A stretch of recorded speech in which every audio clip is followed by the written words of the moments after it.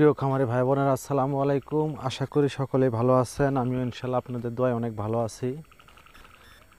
আমি আমার কবুতরের ভিডিও বেশি একটা দেই না ইউটিউবে।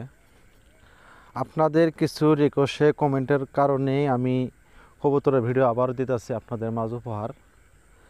আসলে আমার কী পরিমাণ কবুতর আছে আমি আপনাদের দেখাবো আজ।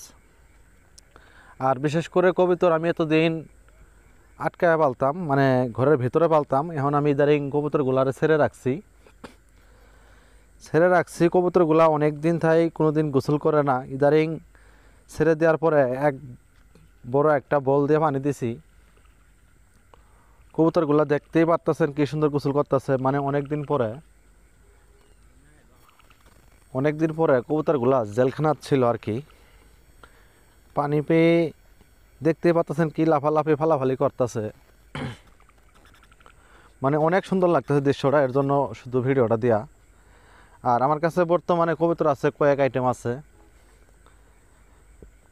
কয়েকটা আইটেম নিয়ে আমি কবুতর পালার চেষ্টা করতেছি ইনশাল্লাহ। আমার কাছে বর্তমানে 20 জোড়া কবুতর আছে ইনশাল্লাহ। আর বিশেষ করে এতদিন আমি এগুলা বান্ধায় পালতাম, ঘরের ভিতরে পালতাম, অনেক খাদ্য লাগে। আমি এখনকার মনে করেন বাহিরে আমার ঘরের চালের নিচে খুব করে দিছি, তারপরও প্লাস্টিকের ঝুড়ি দিয়ে। আপনারা দেখতেই পারতেছেন, মনে হয় এটা আমার খামার, মুরগির খামার। এই যে খোপগুলো বানায় দিছি আমি, ক্যারেট দিয়ে খুব বানায় দিছি খুব সুন্দর করে। এখানে থাকবে হয়তো। আর আমার বাড়তি কোনো আদার কিনতে হইব না, যেহেতু আমার বাড়ি একটু ফাঁকে করছি বন্ধের ভিতরে। অনেক মানুষেরই কবুতর আমার বাড়ির আশেপাশে খেয়ে বেড়ায়, কিন্তু আমার কবুতরের আদার আমার কিনতে হয়। এর জন্য আমি আগে কখনো কবুতর ছাড়ি নাই, এখন একটু ছাড়তেছি। তারপরেও কবুতরের পাখনা বেঁধে আমি ছাড়তেছি, যেহেতু কোনো জায়গায় যেতে পারে না। আপাতত আমি বাড়ি পরিচিত করতেছি, এরপরে আমি ইনশাল্লাহ পাখনা খুলে দেবো, আমার ভাগ্যে যা আছে।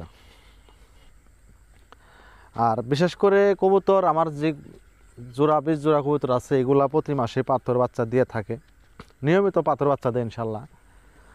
আমি 4 জোড়া কবুতর সংগ্রহ করছিলাম ঢাকা থেকে। 4 জোড়া থেকে আমার ইনশাল্লাহ মোটামুটি এখন 20 জোড়া কবুতর আছে ইনশাল্লাহ। আপনারা সবাই দোয়া করবেন যাতে আমার কবুতরগুলো অনেক ভালো থাকে, সুস্থ থাকে। আরও যেন এই কবুতর দিয়ে আমি আরও কিছু জোড়া বানাইতে পারি ইনশাল্লাহ। আর কবুতর এতদিন আমি অনেক আদারি খাওয়াইতাম, যেহেতু 1 কেজি আদারের দাম 80 থেকে 70 টাকা, অনেক খরচ পড়ে যায়। এর জন্য আমি মূলত এখন ছেড়ে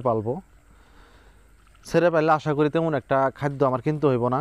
মোটামুটি যেহেতু সারা থাকবে ইনশাল্লাহ, ওদের আদার ওরাই আর কি খেয়ে বেড়াবে আর কি। আমার তেমন একটা আদার কিনতে হইব না।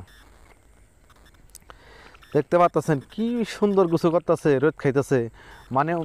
মানে জেলখানা ছিল এতদিন, প্রায় 4-5 মাস ঘরের ভেতরে রাখতাম, কোনো দিন বাইর করি নাই। হঠাৎ বাইর করছি, মানে বাইর করে দিছি, রোদের মধ্যে পানি দিছি, মানে পানি দিয়ে গোসল করতেছে আর কি সুন্দর রোদ পোয়াইতেছে। দেখতে দৃশ্যটা অনেক সুন্দর লাগে।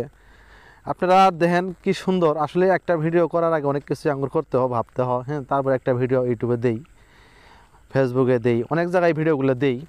আপনারা চাইলে 1 জোড়া 2 জোড়া কবুতর দিয়ে আপনারা অনেকগুলো কবুতর বানাইতে পারবেন, যদি আর কি ঠিকমতো পরিচর্যা করেন হয়তো। তাহলে 1 জোড়া 2 জোড়া থেকে আপনারা অনেকগুলো কবুতর বানাইতে পারবেন। অনেকজনের খামারে আছে 100 পিস, 200 পিস, 500 পিস, 1000 পিসেরও খামার আছে, কিন্তু আমি আসলে একটু ছোটো খামারি, এর জন্য আমি 4 জোড়া দিয়ে শুরু করছিলাম। ইনশাল্লাহ আমার কাছে এখন 20 জোড়া আছে। পাশাপাশি আমি টাইগার মুরগির কিছু ডিম সংগ্রহ করছিলাম। এই ডিম ফুটিয়ে আমার 14 পিস ডিমের ভিতরে 4 পিস টাইগার মুরগি বাড়াইছিল। দেখতেই পাচ্ছেন এগুলো মুরগির বয়স 2 মাস। মানে 2 মাসে মুরগির বয়স আর মুরগি মানে মিলানো যায় না আর কি। একটা মুরগির ওজন প্রায় ম্যাক্সিমাম 2 থেকে 2.5 কেজি ওয়েট হয়েছে। আসলেই নিয়ে আসছিলাম 14 পিস ডিম, কিন্তু বের হয়েছে 4 পিস। 10 পিস ডিম নষ্ট হয়ে গেছে গা। এই 4 পিসের মধ্যে 3 পিস বেড়া হয়েছে, 1 পিস মহিলা হয়েছে। ভাবছিলাম 2টা পুরুষ 2টা মহিলা হইব, কিন্তু না, 3টাই পুরুষ হয়েছে, 1টা মহিলা হয়েছে। যাই হোক, এই একটা দিয়ে ইনশাল্লাহ ডিম পাড়াবো আমি। এই ডিম থেকে আমি বাচ্চা সংগ্রহ করে আমি আস্তে আস্তে খামার বৃদ্ধি করব। যেহেতু এই মুরগির জাতটা অনেক ভালো, এই মুরগির কোনো অসুখ বেসুখ নাই তেমন একটা। 2টা ভ্যাকসিন করলে আর কিছু করতে হয় না। আর বিশেষ করে আমার কবুতরে এখন বর্তমানে আমি আমার তিথি মুরগি বা কুয়েল পাখি যা খাওয়াই, আমার কবুতরেরও তাই খাওয়াই। সবাই ভালো